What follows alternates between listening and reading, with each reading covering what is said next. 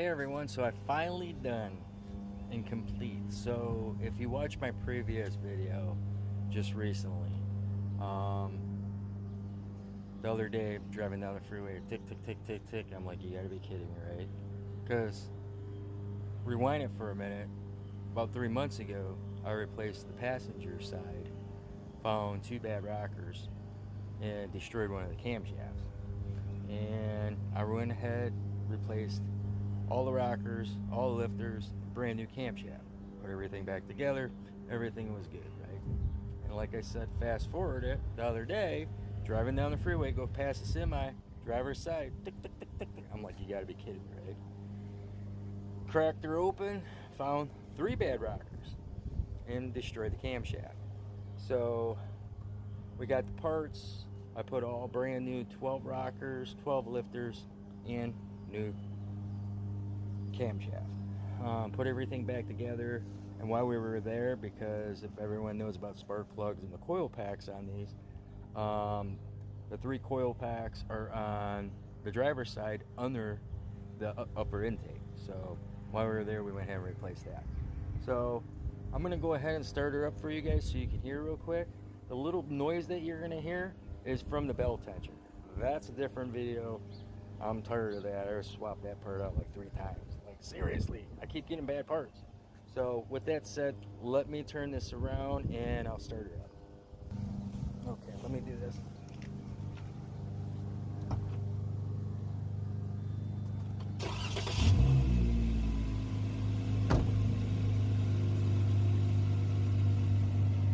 And there she goes. Oh, we get a better view on this. I know it's a little dirty. I've been cleaning it. If you can see the engine, she's quiet, she's purring, she's humming. So there's a little noise that you hear. That's from the bell tensioner, like I said. This is something anyone can do. Seriously, the wedges and the blocks, you can get that at Amazon for like around 18 bucks. Camshafts if you need it. We went to Rock Auto for rockers, lifters.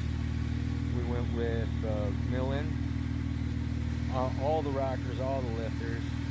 Melling on one of the passenger side, and we went back with Mopar on the driver's side. And the reason why we were melling on whatever, on the passenger, that's when Chrysler had that big strike, so you couldn't get anything. So like I said, anyone can do this.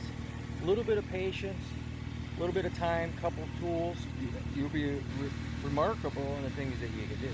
Now, if you can't change your oil or change the tire, maybe not do this. There is something that might help you guys out. He's on YouTube. He's called Motor City Mechanic. So I did some research. Motor City Mechanic.